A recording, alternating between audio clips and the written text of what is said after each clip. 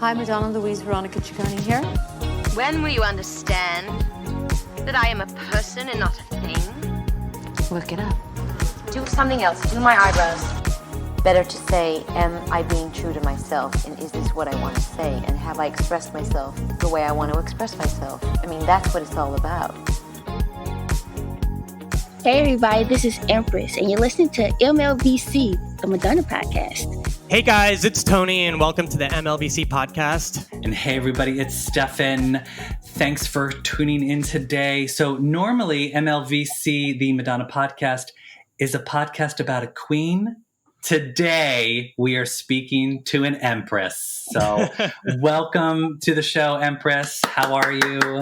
Hey guys, what's up? I'm so excited to be here. Like never in a million years did I think this thing would get to this point. So this is definitely major.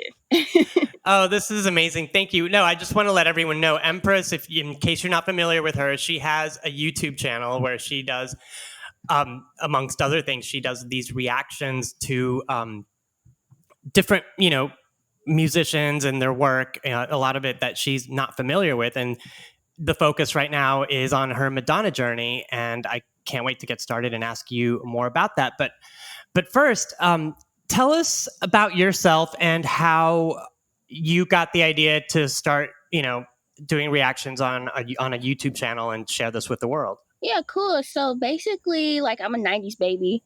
And I was one of those kids that were inspired by Justin Bieber when he got discovered, so they say, by Scooter Braun on YouTube and stuff, right? So I was one of those kids I'm going to do covers and I'm going to get discovered on YouTube. So I'm doing all these covers and I'm middle school, high school, and I'm I'm auditioning for Idol, The Voice. What's the other one? With Simon, X Factor. Yeah, America's Got Talent.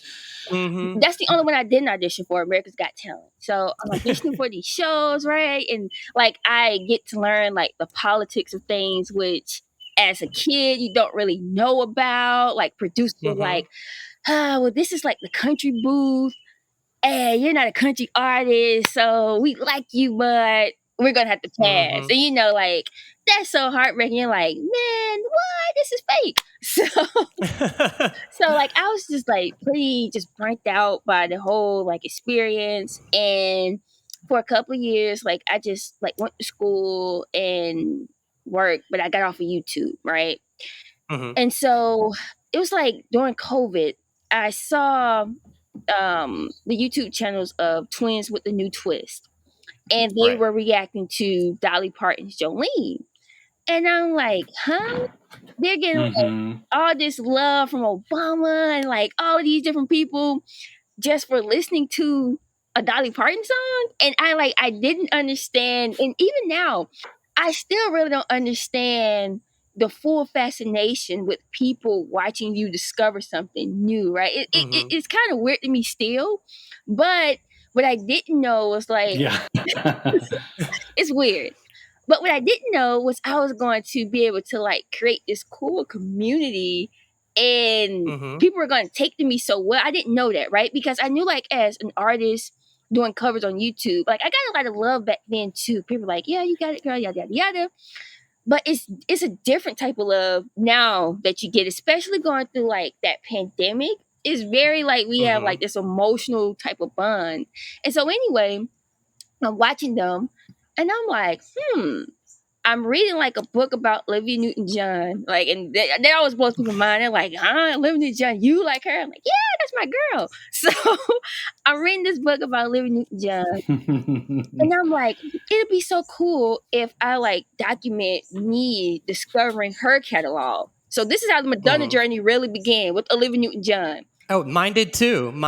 I'll tell you in a minute. Okay, cool. It was supposed to be and I call it ONJ. So it's supposed to be this ONJ thing, right? And I was literally going to start from the 60s to the current album, right?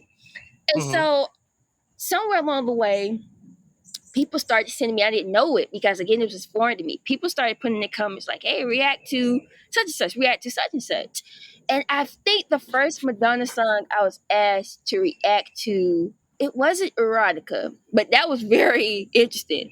It was like, I want to say maybe it was like Human Nature, I think. Oh yeah, I think it was Human Nature. Yeah. Yeah, I think it was the first one. And so I reacted to it, and I'm like, okay, I didn't think anything about it, whatever. And then somebody was like, because if you guys watch me, and Tony, you said you've been watching me for a couple months, I always say like, I'm about the vocals. So I'm like, where are the vocals, right? And so Yeah.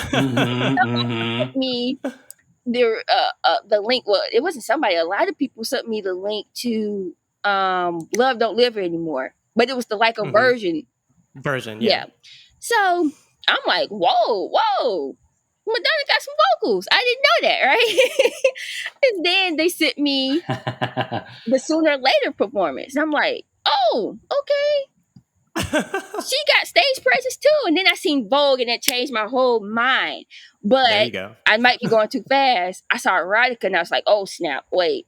How did she get here to this point in her career when this is happening? Because that video was wild to me. And they tell me I didn't even see the uncensored version.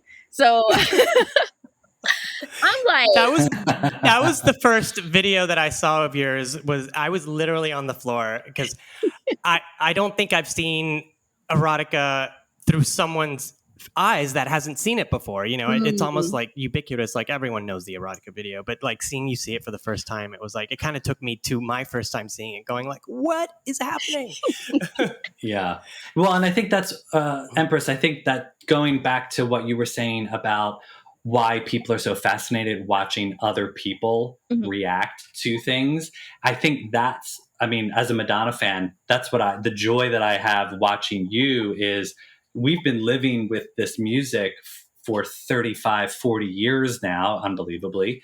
And for us, it's just a cherished song. It's a song that we have so lived with for so long. It's not shiny and new anymore. And so to be able to watch you experience a song that is so common for us, and it's like, oh my God, what's happening? What is she doing? What is this? It's fun, it helps us relive that joy too. But also, Empress, I was telling Stefan, this girl has taught me a couple things that I didn't really know about, or maybe that I glossed over. And I think that is hilarious. And it's great because you're seeing it for the first time and you're doing all this research, and there's things that maybe I didn't catch the first time. Like, for example, there was, you were doing a video about Who's That Girl? And there's like a clip from the scene where Nikki has a costume change and, her hair got wet and she's wearing the biker cap.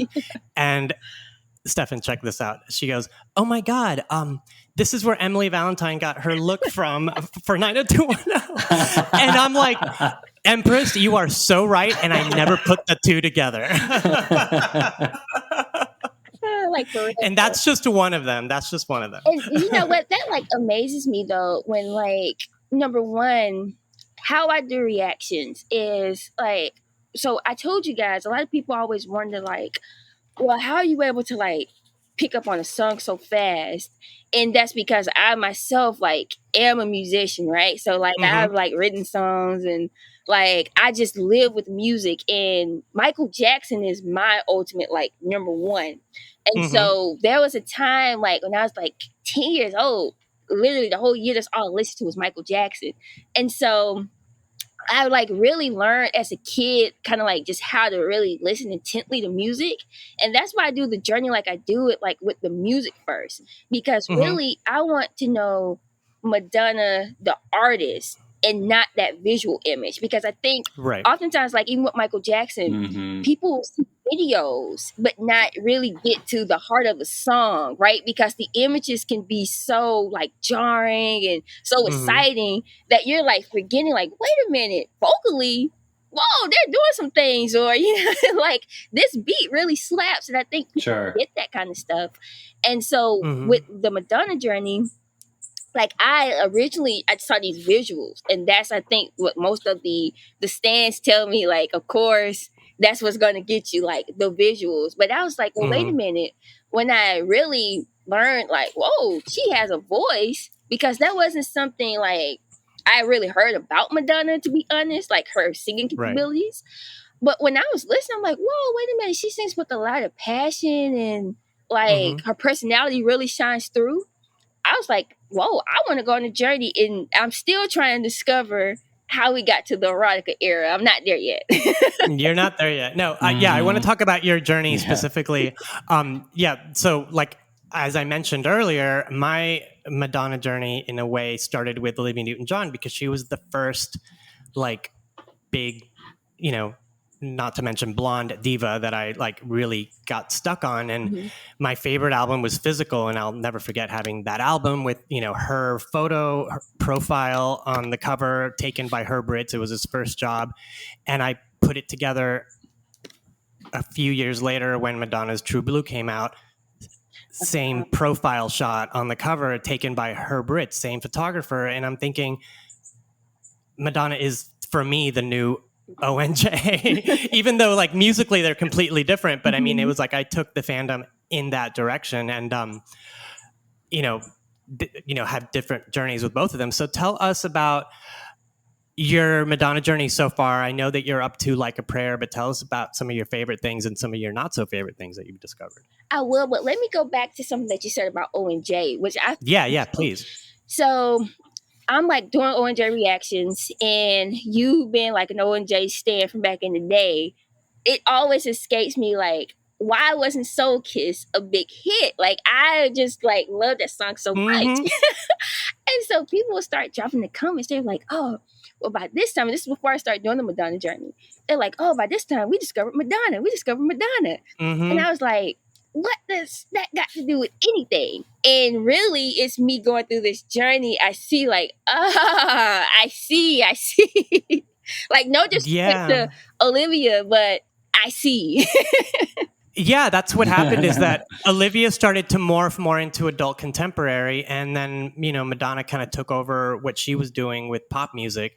But between you and me, Empress, I think that movie with, not the song, because the song is amazing, but the movie with John Travolta, Two of a Kind, probably like did her in that year. Okay, so wait a minute. I know this is Madonna podcast, but we got to talk about that. So why?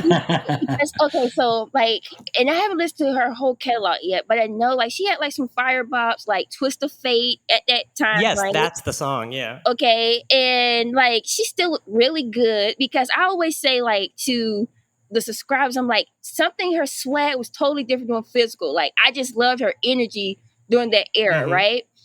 Yeah. And why do you think it was that? Because I did a review of that movie. The movie did suck. But why do you think like she couldn't bounce back from that flop?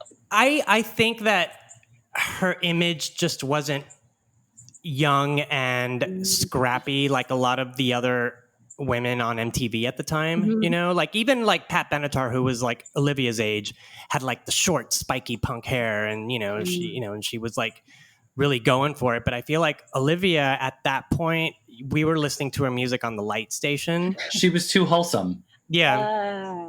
She was basically too good girl, and I think radio wanted something a little harder, a little bit more provocative, which is why when someone like Cyndi Lauper, Madonna, when those people finally made a splash, radio was like, ooh, let's go there because, sex and tough and scandal, that sells. Look at the housewives of whatever town, the franchise, people love drama. And I think that that's what those artists were bringing. Whereas someone like, Olivia Newton-John, Linda Ronstadt, those people, they have great voices and they have great music, but they don't have drama. Also, Empress, Olivia was a little distracted in the mid 80s. She started a chain of clothing stores called Koala Blue. She actually, because she opened one in my hometown in Houston, Texas, and I went and stood in line for 4 hours so I could see Olivia at the mall, Wow. But I mean, that's kind of what she was doing. And wow, well, wait a minute. So I didn't know that. That's very pioneering with her. Right? Like, yeah. Wow. Okay. That's cool. But yeah, no, I love Olivia. I actually got to see her in concert about 4 years ago for the first time. And it was like, and he cried. Oh, I Tony did. cried. Do you know why, Stefan? Because when she came up to do the part with all the songs from Greece, she brought Frenchie on stage and they sang Summer Nights together. So yes, I did cry. That deserves it. Well, so I want to turn back to Madonna for a second. For a second. Empress, what were your opinions of Madonna before you started the Madonna journey? So, like, you had no idea about her music and her movies, but you knew of her, yes? Yeah, of course. Like, she's one of those people like Oprah somebody. Like, you're just born knowing who they are, right? And so again, like being a 90s baby, my first encounter with Madonna really was that MTV performance with Britney Spears and Christina Aguilera, which nobody cared. It was all about Britney and Madonna and the kiss. Like, I remember being in like elementary school. I think it's like maybe 4th, 5th grade, and talking about like, oh snap, did y'all see that? Like right? And teachers like, don't talk about that. Like, it was controversial. And like people today try to like controversial. That was very controversial, right? Because again, like, I was in the era when growing up, like, you had like Britney, right? You had like it was Britney's world then. So of course, like any young girls, like, oh yeah, Britney Spears, right? And so seeing that performance, that's when I was like, oh, okay. I just always have associated like controversy with her because that's how I was introduced to her. And so I remember like being like early middle school, and I think Hard Candy had came out, and she was doing promotion on BT on 106 and Park. I remember that. I was like, why is she on BET. 106 and Park? Wearing her bling and her faux fur coat. She was all like ghettoed out. It was so ridiculous. Empress, do you remember the look on the kids' faces when she walked in? Yeah, so it was like, basically, I remember us kind of thinking like, oh, okay, like, she's kind of cool, right? Because like, here we have like, she's doing the song 4 minutes, right? Justin Timberland, right? And we were like, time is waiting. We were like, okay, this kind of slaps, okay? So like, I remember like downloading it on just before I even got like an iPod. It had like an MP3 player.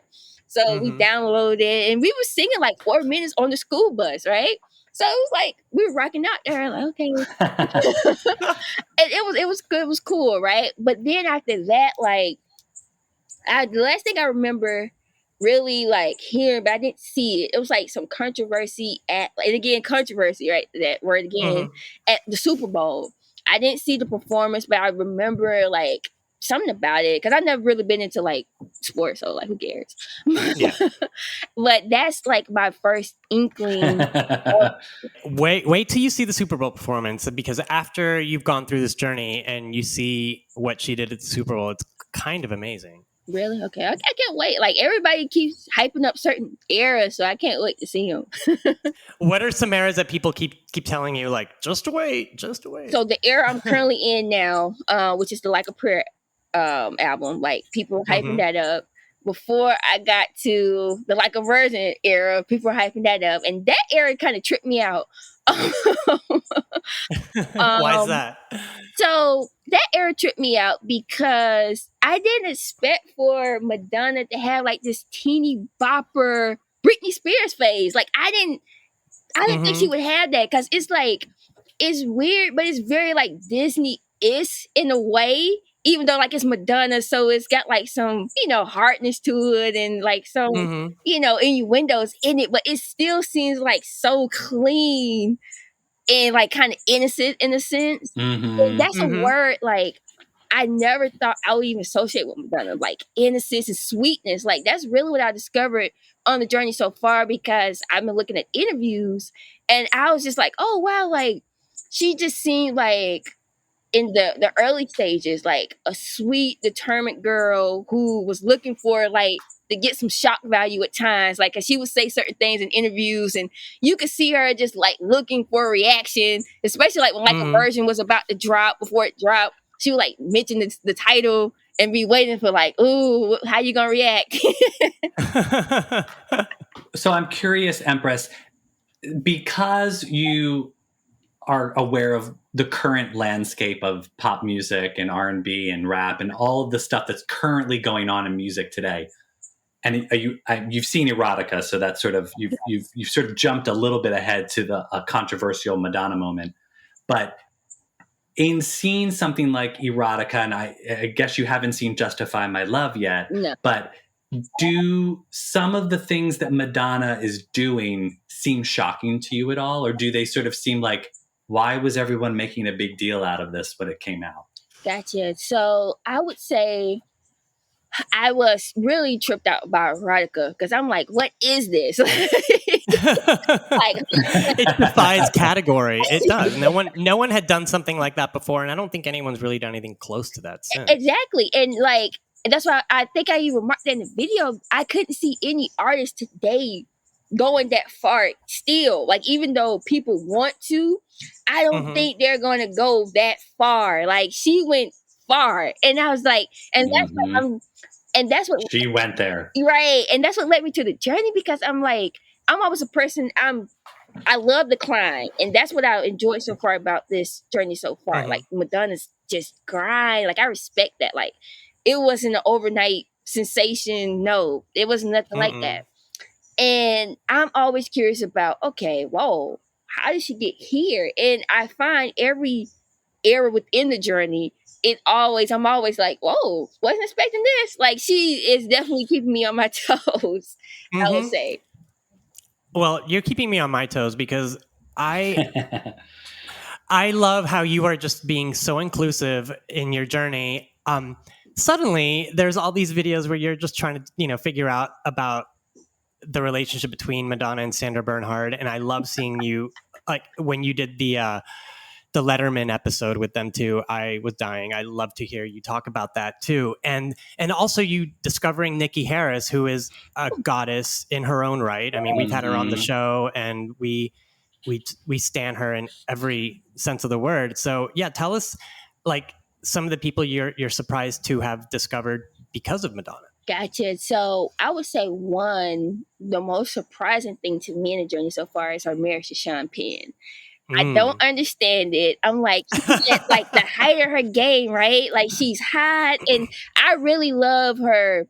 If you talk about like looks wise, I really love her style during the Like a Virgin era. Like, I think she was very stylish, because the lady, what's her name, Mary Paul, something like that. Yeah. Like, I like that look on her, right? And so like I just really loved her confidence and attitude then.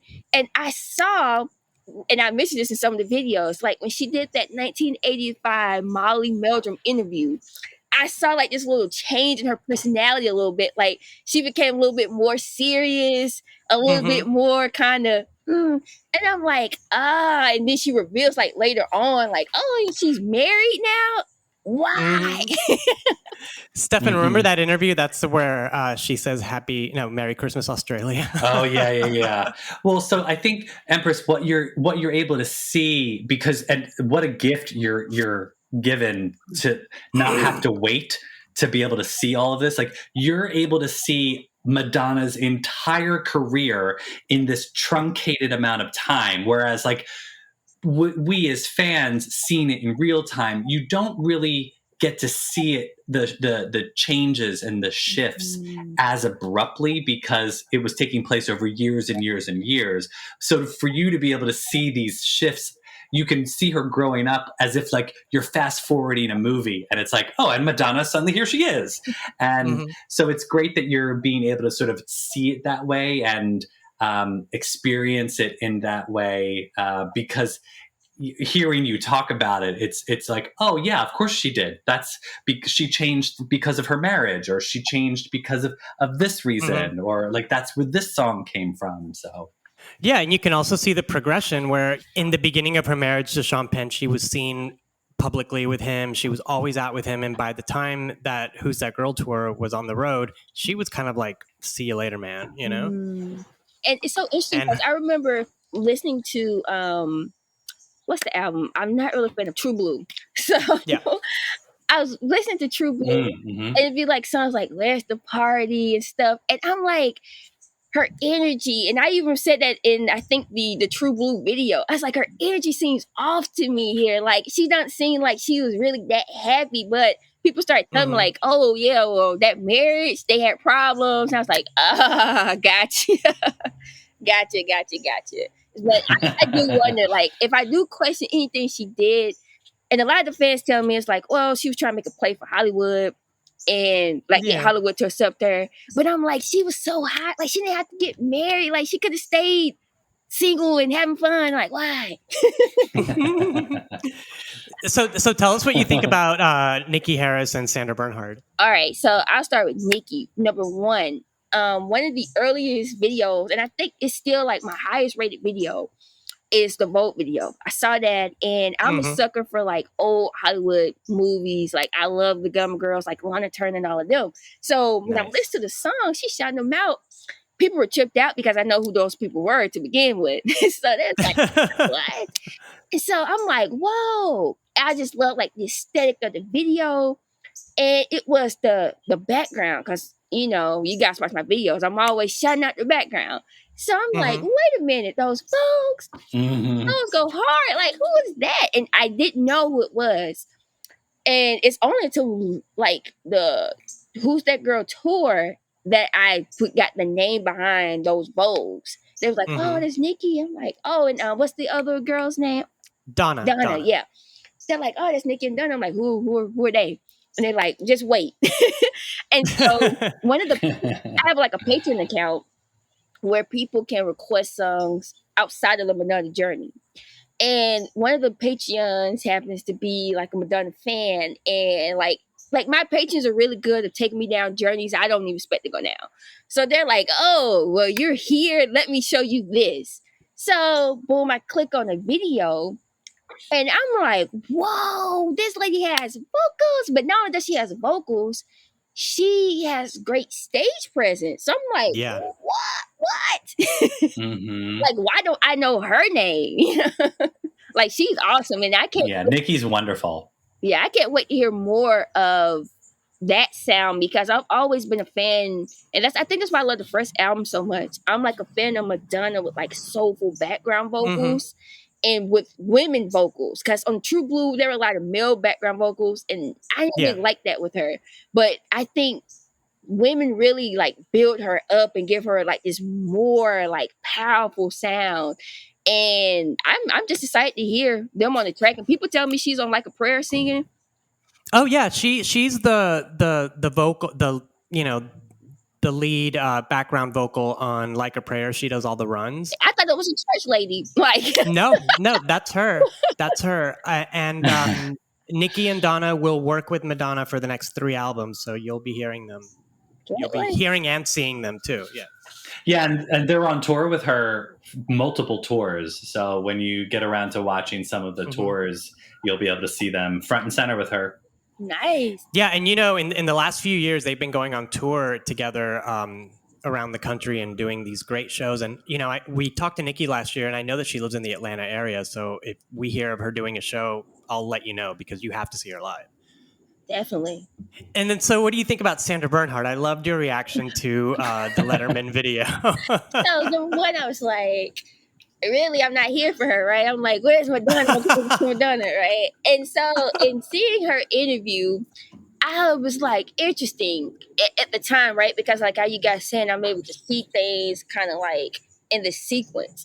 So at this point, like, I'm confused a little bit about Madonna, because I'm like, like she's trying to play Hollywood game, and like I saw her like present some kind of award. I forgot what it was for, but like it was at the Tonys, and it was very like weird to see her in that, talk that way and look that way. Yeah. And so I'm like, where's my girl? Like, where's the girl where I saw that album cover, like Physical Attraction? Like, I would have bought the album, right? Like, I'm like, okay, she's trying to basically go corporate, right?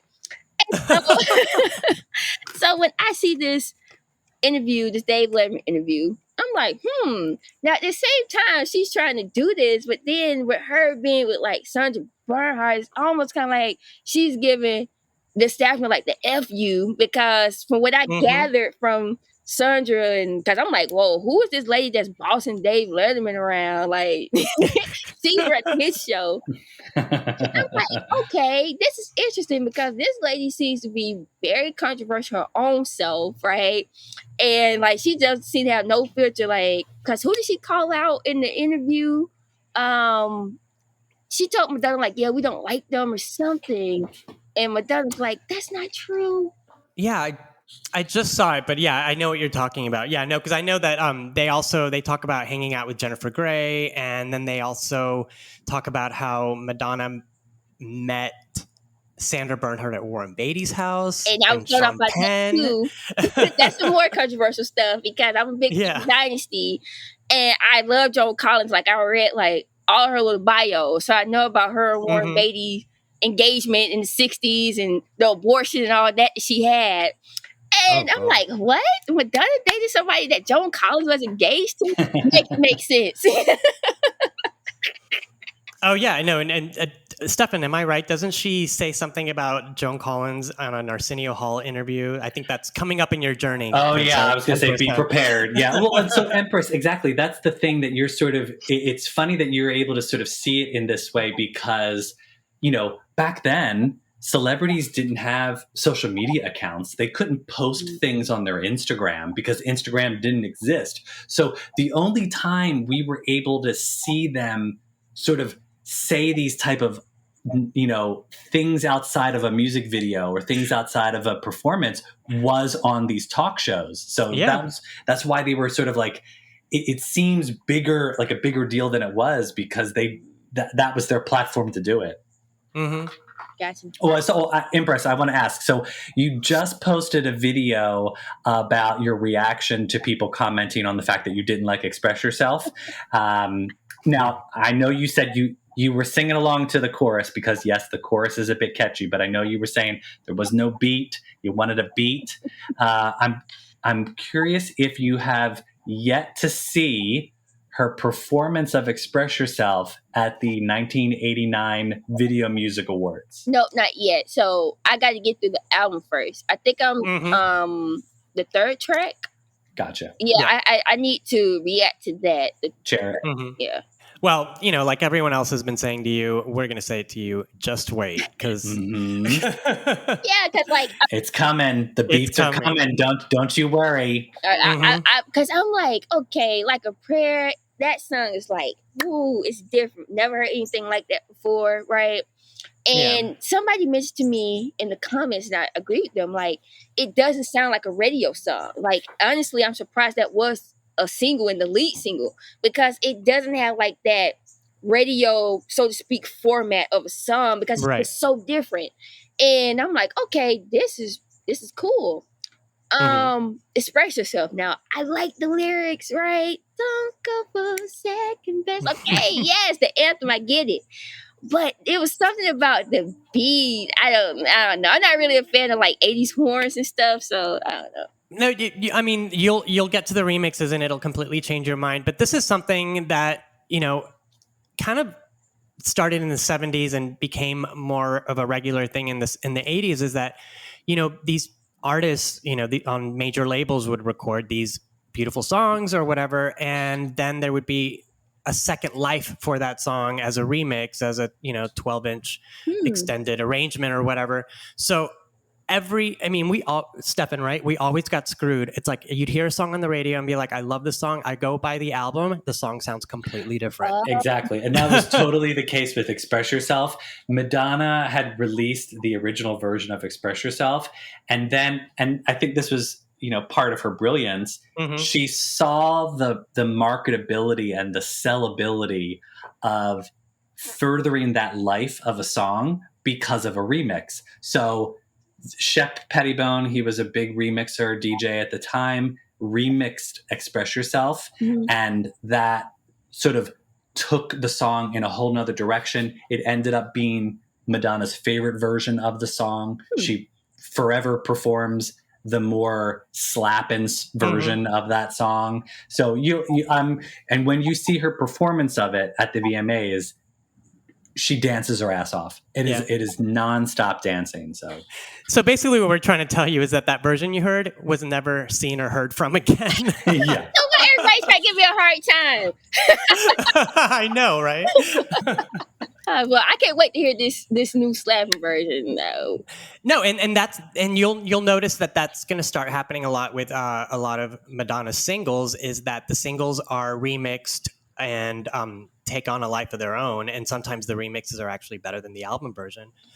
So I want to ask you too about some of the other things that you've seen that are more recent, like for example, I mean, and this makes sense in your journey, the film Madonna and the Breakfast Club. We had Guy Guido, the creator and the director of that work, on the show, and he had some amazing stories. How did that kind of help you understand the beginning of Madonna's journey when you watched that? And tell us what you thought of it. Yeah, so I actually think that was one of the most important things I could have done in the journey, right? Because I had decided I think I had already started listening to that's the thing. I hadn't started doing the album from one to whatever, right? I would just kind of like listen to tracks as people suggested them. And so it was in the midst of like doing the first album like that, where somebody suggested like, hey, watch this documentary about Madonna. And I'm like, okay, cool. So I watched it, and that's when I got interested in hearing the demos, because I had already started playing around with some of those. And it's one demo that I still love to this day, and like I'm like, that should have been on the album. But anyway, I watched the movie, and I really just respected like the grind and the ambition, because what I didn't know before I started this journey was that like Madonna wasn't one of those artists who lived and breathed music. That wasn't her first love. I didn't know that. It was dance, right?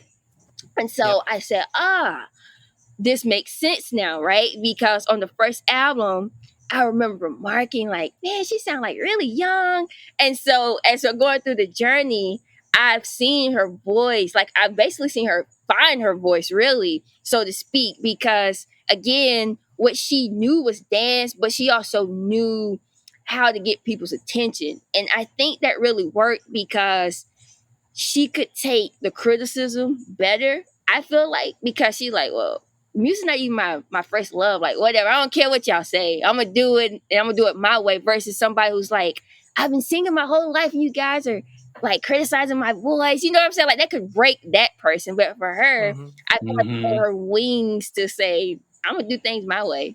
Would you say, Empress, that Madonna says it's more than a statement, it's a way of life? Yes. And just going through this journey with her, I'm like, dang, like because again, I love like the ambitious type of woman, right? That's why I can like relate to like Alexis Colby on Dynasty, and like I love like Diana Ross, right? Like, even though Diana Ross doesn't have like the best rep with some people, she was so ambitious that like she made, and again, I dropped this like comparison before between Madonna and Diana.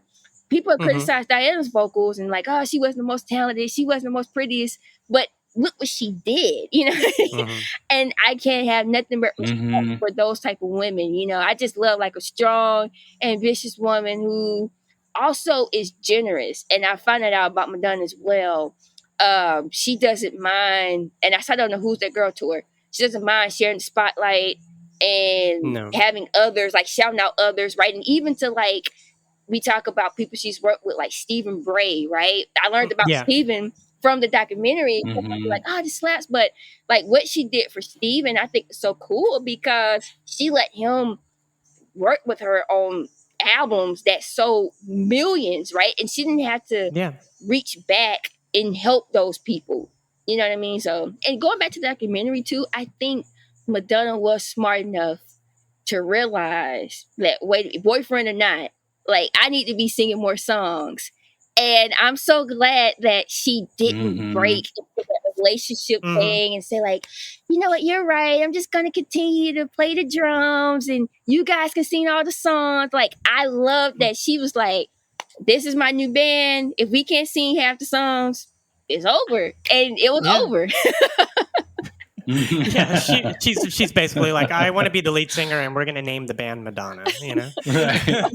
Yeah, pretty much. But I mean, like she was that intuitive to where she saw, and they saw it too, though. That's one thing about it. I don't care what they Mhm. say, they saw it too. Like when she was on the stage, the reaction it hit different. And I even reviewed one of their songs. And it was okay, right? But if Madonna would have stayed with, and I again was shocked that she was even in a band because she's had such a personality where she's such a solo artist. Yeah. If she would have stayed with them, and I Mhm. when I watched it, like from the songs they played in the movie, the songs they wasn't that good. Like when she got Mm-mm. Steven to come, that was the best thing that happened too, because the songs started to get better, right? And Yeah. he was able to make that Yeah. demo for Yeah. everybody. So yeah. And when Madonna was in the middle of her career, when True Blue was out, the Breakfast Club came out with their own album, and the music is actually really good. But I think that if they could have all worked together, it would have been next level. I don't know. That's just me. Maybe one day. Reunion. Empress. So, also in part of your journey, I want to know what you thought of Who's That Girl, the soundtrack, and You Can Dance as albums. Cool. So, Who's That Girl soundtrack? I actually like it better than True Blue, even though, Oh, yeah. I think this might be a revelation because I never did an album review to Who's That Girl soundtrack. right. But I would say on the True Blue album, like I haven't heard a performance like not like a prayer, Papa Don't Preach. I Mhm. haven't heard a performance like that before. Mhm. And like to me, I would put that at like in at least my Madonna top 5, just because of her performance of it all. Like people say she couldn't act, but I feel like she acted her butt off on that song because here she was convincing me, the listener, that she was this vulnerable teenage girl when she wasn't, Mhm. right? Scared Right. to tell her dad about this baby. Right. Like I think she did a phenomenal job with that. Like, and I haven't heard a song like that except like a prayer, to where it's like almost like these goosebumps. Like, oh snap! Mhm. Like this is next level serious. Because it's one thing for a song to be a slap. That's different. Like Into the Groove, that's a slap, right? It has a groove, Yeah. literally. But these songs, they are just like Mhm. it's more than just the groove. You know what I mean? They bring the drama. No, I think Papa Don't Preach is like the Supreme's love child. You know what I mean? It's like one of these these songs that tell you a story, and you don't expect to be singing, walking around the house singing "I'm keeping my baby," but I sure am. And what did you think of the remixes of the songs of the previous albums on You Can Dance? So I actually love the remixes because I loved every song on the album. So Where's the Party? But even Where's the Party was better remix. So Right? Yeah. It actually slaps you in You Can Dance, where it basically just touches your face in True Blue, right, basically. Yeah, but and also I think that was like so ahead of her time too, and so smart to do. Like I'm going to remix these tracks I've already sold before. People are gonna buy this album, and they're gonna keep Mhm. dancing. Like brilliant. So I also want to talk about your other work. So in doing research, I found out that you and your husband have a successful writing duo called Pressure and Empress. Tell us everything about that. Like, tell us what the books are about, how you got your books published. Yes, that's right. We have a book series and a standalone book. The book series is called The Ambition Beyond the Streets. It's a series, a 3-part book series. And it's basically a coming of age story between two characters. The female lead is Empress and the male lead is Nard. And essentially them finding their way together through life as teenagers, of course, in an urban setting. And then also we have a more inspirational positive book called God Sent an Angel. And that's under the pseudonym J.D. Walton that we wrote together. So again, like this book thing is really cool. Selling books in 2021, it's a grind. I would say that we did it all independently. So we wrote, formatted, basically did all the cover to cover, and we sell through Amazon. So if you guys are interested in the series, again, it's Ambition Beyond the Streets by Pressure and Empress and God Sent an Angel by J.D. Walton. You can find those on Amazon. And yeah, I mean, we've gotten great feedback about it. Writing a book is definitely a hard thing to do, but I'm so glad that we did it. We had fun doing it together, and also a lot of arguments. Yeah. And also, another thing that I do have going on as well is I also have a lot of Empress merch. So I sell t-shirts, sweatshirts, tank tops, right? I'm trying to get into fashion. So you can check me out at Empress Goodies. That's on Teespring. So teespring.com/Empress Goodies.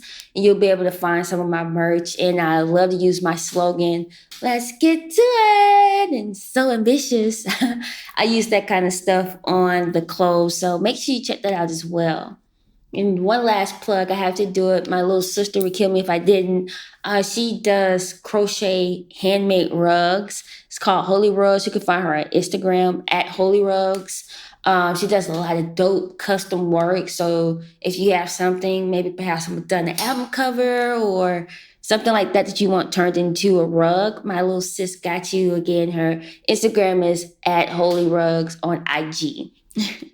All right, Empress. So we are up to my favorite part of the podcast. This is our lightning round. Take it away, Stefan. Yes. So, Empress, every guest we have on the show, we do a little thing called the lightning round. It's just quick off the top of your head, wherever you're at in your Madonna journey right now. So, obviously, you have a very small Madonna journey so far because you haven't gotten through her entire catalog. So, it'll be interesting to see where you are with these questions. So, at the moment, what's your favorite Madonna song? All right, favorite Madonna song. That is such a hard question to ask, right? Because again, as you guys know, I'm in the journey. I'm in the Like a Prayer era. So I've only really heard music up until that point. But I mean, if you ask me my favorite song from each album, I think that'd be easier. My ultimate Madonna favorite song, I mean, there's just so many good ones. You got Vogue, you got Crazy for You, you got Into the Groove, Physical Attraction, Papa Don't Preach, Angel, and again, shout out to Shooby-Dooby-Doo. Hey, Shooby-Dooby-Doo, baby. So, I mean, I really love, like, a lot of Madonna songs. Now, the ones I don't like. That's the question you guys should ask me. So, for everybody who is a part of the journey, you guys already know, like, my least favorite Madonna song. And that is I Know It. Good. What's your favorite Madonna music video so far? All right, favorite Madonna music video. Ooh, another tough one. I mean, up until this point, I've really seen some really good ones, and I've seen some, just really on the come up type of videos. But I would say right now, I'll give you my top 3. So Vogue would be my number 1. I love that video. That's like what really kicked off this journey, really. I love the Borderline video. That's one of my favorites. And I love Papa Don't Preach video. That's pretty cool too. You've probably only seen a couple, but what's your favorite Madonna tour? Favorite Madonna tour? So I've only seen 2 up until this point. That is the Virgin Tour and the Who's That Girl Tour. So if I had to choose between the 2, I would choose the Like a Virgin Tour. Oh, okay. Virgin Tour is always good. Yeah. So far, what's your favorite Madonna movie? Favorite Madonna movie? Okay, so I've seen 3, I think up to this point. I've seen Desperately Seeking Susan. I've seen Shanghai Surprise. And I've seen Who's That Girl. And if you guys don't know, I've done reviews to Desperately Seeking Susan and Who's That Girl. It's on YouTube. Check it out. But if I had to choose between the 3, it's definitely going to be Desperately Seeking Susan. I feel like that was Madonna at her coolest. Like, she was just cool. Yeah, good call. Good call. It'll probably stay your favorite one. Because, yeah. What is your favorite Madonna look? And it can be from a movie, a music video, an album promo shoot. All right, the favorite Madonna look. So based upon what I'm saying, I think you guys already kind of figured that out. I really love like the first album, so that 1983 Madonna and the Leica version. I like that whole fusion. I really love her style. I believe she was being dressed by Mary Paul at the time. So again, I just think she was so cool, so dope, and just really authentic. And I feel like that's because she wasn't yet Hollywood all the way. You know what I mean? She was still very much a part of the streets at that point, and I feel like that was in her fashion and in her walk. Yeah. Yeah, that's sort of like the classic Madonna look everyone always remembers. Well, Empress, thanks so much for joining us today. This was a lot of fun. Well, Empress, I feel like we only skimmed the surface with you. I have so much more I want to talk to you about, but because you are where you at in your Madonna journey, I think that I know that you're going to have to come back on our show so we could discuss like a prayer, erotica, all bedtime of what's story. Coming up. Yeah, there's so much coming your way that I can't wait to hear your feedback once you've gotten into Madonna in the 2000s. You know, I mean, you've got some great albums coming your way. I'm so jealous. Yeah, so we can't wait to talk to you as your journey develops. And I'm so grateful for your YouTube channel. And I love every time I sit down and watch one of your videos, I just get the biggest smile on my face. So I'm so happy that we got to talk to you.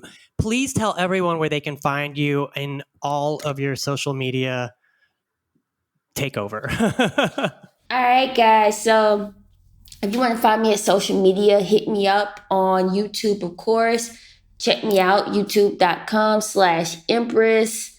There you can find me reacting to all this type of stuff. Again, I have a playlist especially for Madonna. So if you've missed my Madonna journey, don't worry. I've documented it on the playlist. You can start from the beginning and catch all the way up. And also I react to other music videos as well. And if you want me to react to different artists or different live performers, etc., you can also hit me up on Patreon. That's right. That's patreon.com/Empress Reacts. Again, patreon.com/Empress Reacts. There, if you join Patreon, you can get me to react to a song of your choice each month. And lastly, just for social, if you guys want to follow me on IG, you can follow me at pressure.and.empress on IG. Again, that's pressure.and.empress at IG. So you guys can find me there as well. Again, it's been a pleasure.